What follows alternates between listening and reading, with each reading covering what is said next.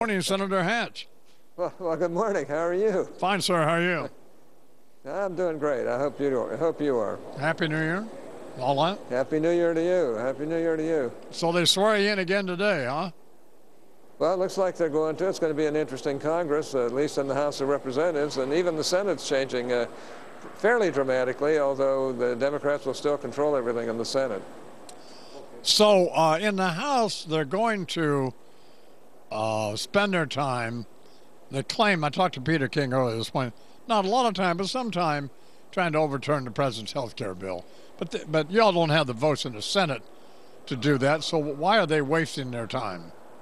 Well, you never know. If there are enough Democrats who rise up and say we're sick of it too, and we know that it's unconstitutional, we know that individual mandate is unconstitutional, and you get enough Democrats in the House to vote for it, that may not be, but if you do, then that puts a lot of pressure on the Democrats in the Senate.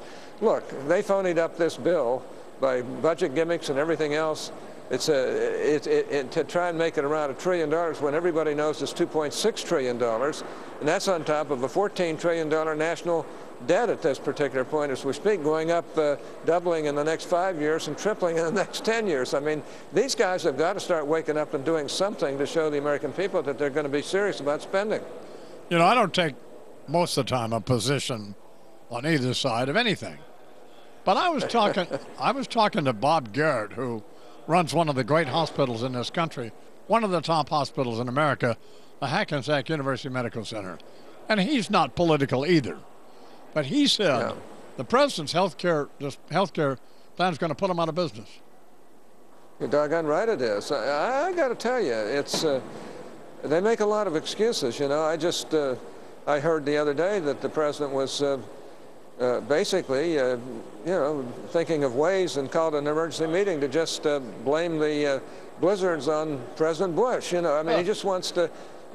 They just want to blame Bush for everything when, in fact, they have fouled up this country so badly that we've just got to get it back and got to change it. And I think there are some Democrats who are starting to wake up and are starting to know that they're going to have to change that health care bill, which is going to drive us all into bankruptcy if we don't watch it. Plus, it isn't going to save money. It's going to cost money.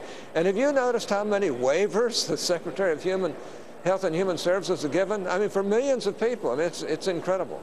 18 till they are talking with Senator Orrin Hatch here in the Imus Morning program. You know, you look pretty good this morning. How old are you? Well, I'm 76. Jesus, and man, getting younger every day. You look great. Well, I work out every day. Doesn't he, Charles? Hey, absolutely. A healthy-looking guy. You know I'm who a tough guy, I've got to tell you. You know who I think about? We made fun of him for years, but I like to think good-naturedly. But your old friend, every once in a while I think about is Ted Kennedy, and I'm sure you do too. Oh, yeah, I do. He was, for all of his faults and all of his far-left leanings, I could get him to come to the center right, and he loved it because he'd get all the credit, I'd get all the blame. Conservatives couldn't understand why I'd do anything with him, you know.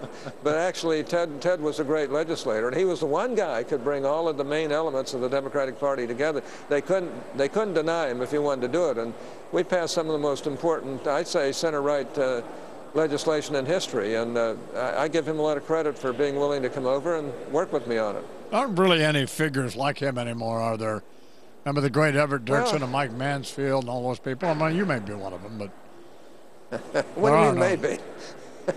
Look, you've been teaching me all these years. I can't help but be great, you know. I mean, we have a Senate full of people like Chuck Schumer and Al Franken. I mean, come on, I expect you to. Actually, Chuck's a very good senator. He may be one who can come on to replace Kennedy. You know, he's somebody you really can talk to. I've always been able to get along with him, but you know, he comes from a far left community, and he's pretty far left on a lot of things. But every once in a while, he'll want to do some things that work, like the Schumer-Hatch bill that was one of the few bipartisan bills that passed last year.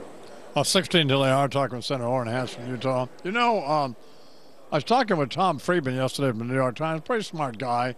Speaking of far left, I mean, that's where he's from, but that's fine. He said that the road to getting America back on track, both economically and any other way that one might describe, rests with education. You agree with that? Yeah, I do. I think that we've got to do a better job in education. But look, the teachers unions in this country have all but destroyed elementary and secondary education.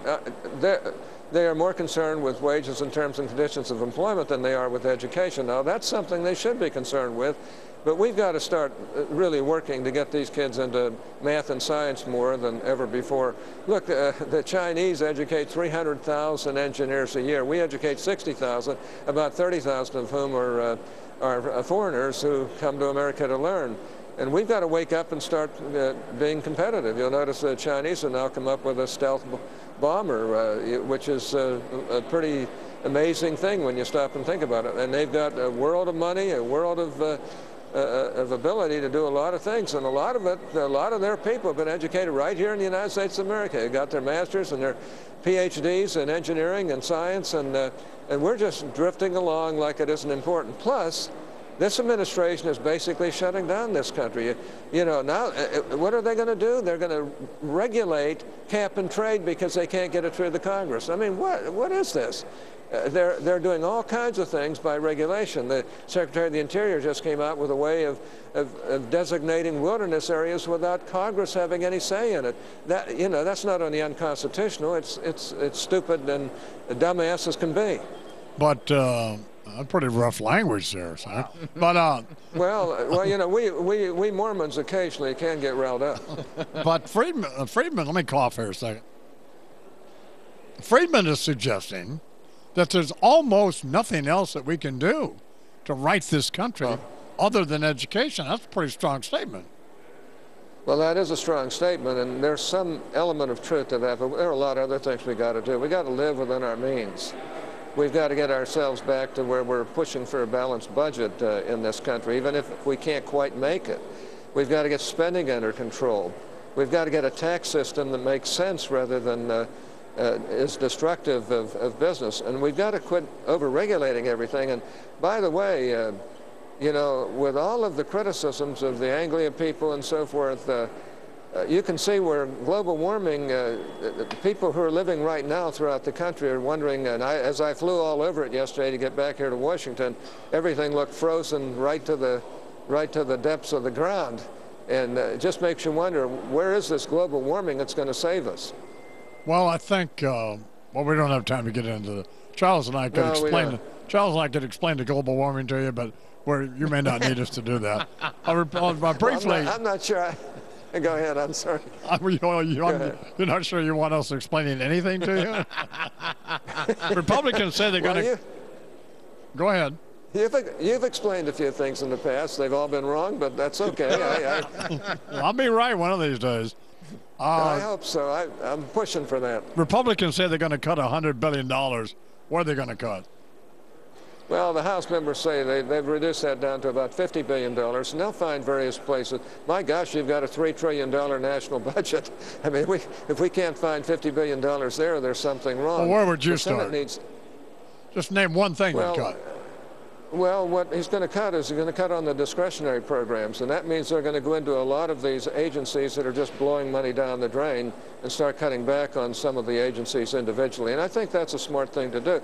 And they're starting off by cutting their own House budget by 5%. You know, that's no insignificant thing. It amounts to about $25 to $40 million, and it's a good sign to the people out there that they're willing to take some cuts themselves. I think that's a good thing, and it's a good sign.